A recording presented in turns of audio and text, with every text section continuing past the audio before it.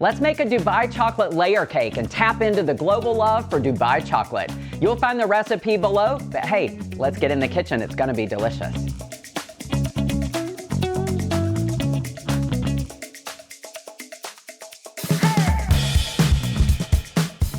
These are my go-to chocolate cake layers, and I love them and I make them all the time, so combine it with any buttercream or anything you want. They stir together, the flavor is amazing, and you'll see just how simple it is to make.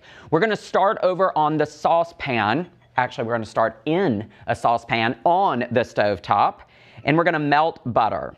That's the first step before we add our cocoa powder. Now, Dutch processed cocoa powder has a more intense chocolate flavor. It's less acidic than just a standard cocoa powder. So the Dutch process gives you that more intense chocolate flavor, and I really, really love it in this recipe. So now I'm gonna switch from a spatula to a whisk. I'm adding the Dutch processed cocoa powder to my melted butter, leaving your stovetop on. I'm gonna whisk until completely combined and then fragrant. And that's when you're gonna smell that chocolate flavor. Smells so good. I'm gonna set the whisk to the side just for a second, and then I'll bring the spatula back in to transfer this butter cocoa mixture into a large bowl. And then this is where the rest of our recipe will come together. And you'll see it's nice and shiny, that rich dark color from that Dutch processed cocoa powder. It's perfection. All right, immediately to this cocoa powder and butter mixture, you're gonna add your brown sugar. You're also gonna add some hot coffee here. So this is really hot coffee, and it's gonna help to melt that sugar, and then buttermilk. If you do not wanna add coffee, here's a variation for you. Just add some really hot water. So it would be about the same temperature of what a hot cup of coffee would be. But the coffee flavor really doesn't come through in the cake layers. What you really get is just more intense flavor enhancement of your cocoa powder. So we're just gonna get the base of our mixture started. And then to this, I'm gonna add some beaten eggs. And when I add eggs, I start whisking directly from the center, just getting them nice and combined before I increase that. I don't want to splash any of this onto the counter. And then of course, vanilla extract, a baker's best friend, just to enhance that flavor. All right, with this base mixture built, let's get our dry ingredients combined. In a bowl, I have all-purpose flour, and I'm simply gonna add maybe what I call the trifecta of baking: baking soda, baking powder, and salt. This is a kosher salt, and it works really well in this recipe, and you just simply whisk these together before adding to your cocoa base. So you'll gradually add the dry ingredients and whisk, just getting it nice and combined after each addition. Be sure to use the whisk to scrape around the sides and bottom of the bowl, getting everything combined.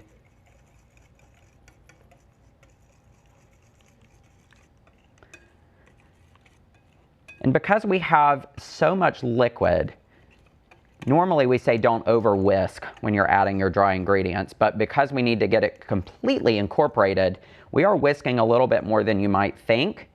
But after you see it's combined, you don't need to do it any further. This is just to get the dry ingredients into the cake batter. And you can see with that last addition, we start getting this nice thicker cake batter. It is a thin cake batter though, so you're not gonna be looking for something so thick. So this is exactly what it should look like. And again, scraping all the way around the sides and bottom of the bowl. Then I'll bring in my spatula. Baker's gonna bake. And boy, when you taste these cake layers, you're gonna be glad you baked. Just scrape through. Then I'll bring in my cake pans. These are two 8-inch cake pans, and they've been sprayed with a baking spray with flour. And you're just gonna divide your cake batter amongst the two pans evenly. Try not to get any on the counter like I just did. We do want it in the cake pan. And then scrape down every last bit. All right, that was easy, huh? My oven's been preheated to 325 degrees Fahrenheit, and these will bake until a wooden pick inserted in the center comes out with a few moist crumbs. That's about 40 to 45 minutes. After you take them out of the oven, let the cake layers cool in the pan for 10 minutes, then invert onto a wire rack and let them cool completely. While your cake layers are baking, you can start making your filling. Now, I'm showing you the box because we are going to use kataifi, and this is the thawed, frozen, shredded phyllo dough that's been roughly chopped. You do have to use this. You can't substitute it for just a frozen package of phyllo dough and then proceed. So this is the one specialty thing you need to have in order to make this. So what I'm gonna do is I already have my saucepan on the stovetop, so we're just headed right back over here. And then to this, I'm gonna add butter, and just like before, melt the butter. And with this room temperature butter, it's gonna melt really quickly. Then you're gonna add the kataifi into the saucepan, and you're gonna let it brown. So you're gonna be stirring occasionally until it's golden brown, and that's about 12 to 15 minutes. So a little bit of a lengthy process. Just don't let it burn. And then you'll be looking for that really nice golden brown color. Get that butter off that spatula. Butter's melted, so I'll add this to the saucepan and I'll start that gradual stirring, and we'll be looking for that nice golden brown color. Look at this, beautifully golden brown. And then you'll immediately take this off of the stovetop and transfer it to a large bowl. And now we're gonna let it cool completely before we can proceed. Hey bakers, I hope you're loving today's video, and if you are, please be sure to like the video and subscribe to our channel so that we can keep all the baking fun going together. And you'll also find in the description a link to the recipe and information about how you can be a part of the Bake From Scratch baking community. Now let's get back in the kitchen and keep the baking going.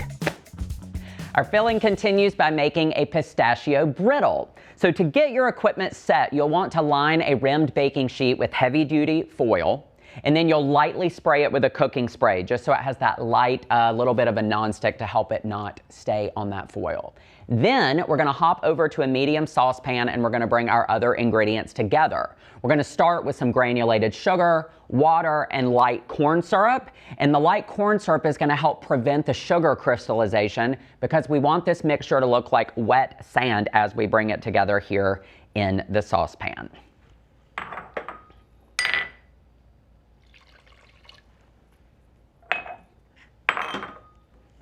You'll want to have a spatula handy for that light corn syrup to get every bit of it out of the bowl.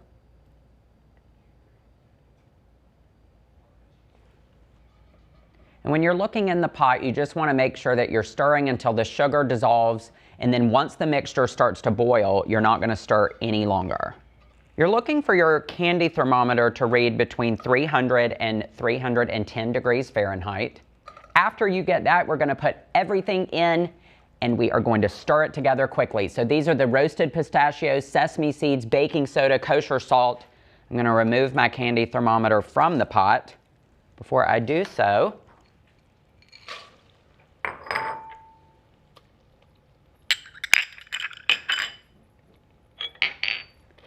you'll stir everything together in the saucepan, and then you immediately transfer it to that sheet tray that you've lined with foil. Just like that. Quick turnout, and then spread this into a nice even layer and let it cool completely. With the brittle removed from the pan, I'm now gonna just roughly chop into pieces with a knife, or if you've got really large pieces, just break them with your fingers and put everything in the work bowl of your food processor. After you have these in pieces that the food processor can handle, we're gonna turn on the food processor and now break it all right back down until we have a thick dough-like paste that forms, and that might take about 4 to 6 minutes. And we're off.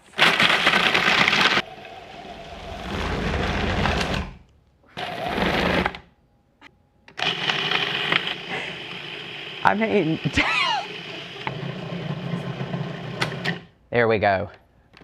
I'll show you what this looks like before we add everything else. So you can see it's kind of holding itself in shape like a dough. I mean, it's still a little crumbly, but it's definitely looking really good. Now we're gonna add the rest of our ingredients. So now I'll be adding some confectioner's sugar. I have melted butter. I've got some heavy whipping cream. And just to get that green for pistachio, I've got some green food coloring as well. Now we're gonna turn the food processor back on and let this combine and get nice and smooth, about 2 to 4 minutes. Green. Now take your nice and smooth pistachio mixture and we're gonna combine it with our toasted kataifi mixture. And then you'll have an 8-inch cake pan that you've prepared by lining it with plastic wrap. And lining it with plastic wrap, A, is gonna help us get it out of the cake pan, but using the 8-inch pan helps you get it to the perfect shape for when we're layering it between our 2 chocolate cake layers. Just fold these together. Just turn it out from the bowl, and then you can use your spatula to press it into the pan.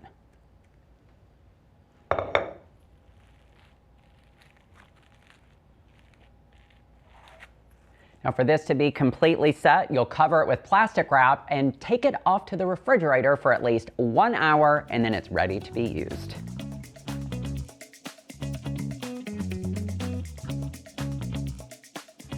All right, you ready for assembly? We made all the elements of this delicious cake, and now let's bring this beautiful thing together. I have a turntable that I love to decorate my cakes with, but I always place my serving platter or my cake stand on it so that I'm not transferring the cake after we assemble. I've got the first layer on the cake, and normally we would be reaching for our buttercream, but we are not doing that yet. What we're going to do is we're going to take our pistachio layer, and you're gonna use the plastic wrap. Just look how easy that came out of the cake pan. And then I can take the plastic wrap off and place this directly on top of the cake. So now you start to see that Dubai chocolate assembly, which we have the chocolate and we have our pistachio filling. So we're starting to get the flavors that you know and love. And then simply take your last cake layer and invert it on to your pistachio filling. That may be the easiest cake assembly we've done in a long time, right? Okay. Just get those cake crumbs off my hand. Now let's get our chocolate buttercream on the top and sides of the cake. For this, I have already made our chocolate buttercream, but you'll find the recipe included. And it's really easy. And I have videos on our YouTube channel showing you how to make buttercreams. So be sure to check those out too. Gonna get a nice even layer of the chocolate buttercream on the top of the cake and let some extend over the side. We're gonna finish the cake with a ganache, so I just wanna have a nice smooth layer of the buttercream here on the top. So I can do that now. So I'm not gonna get to do my swoopy cake decorating that I normally do. Then I'll start putting our chocolate buttercream on the side.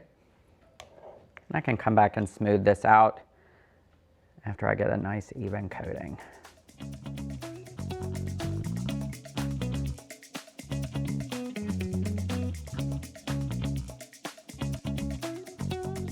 Once your sides are smooth, you can bring your offset spatula in over the edges for any of those ridges that might be sticking up.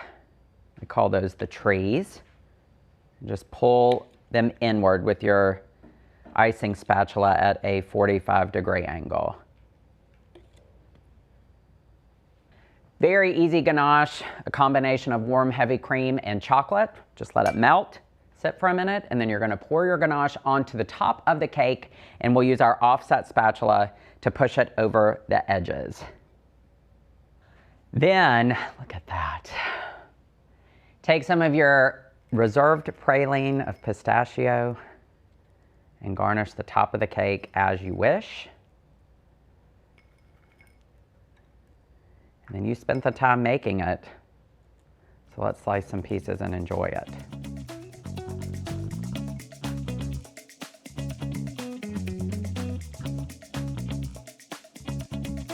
Here we go. Chocolate cake, ganache, pistachio filling, all together.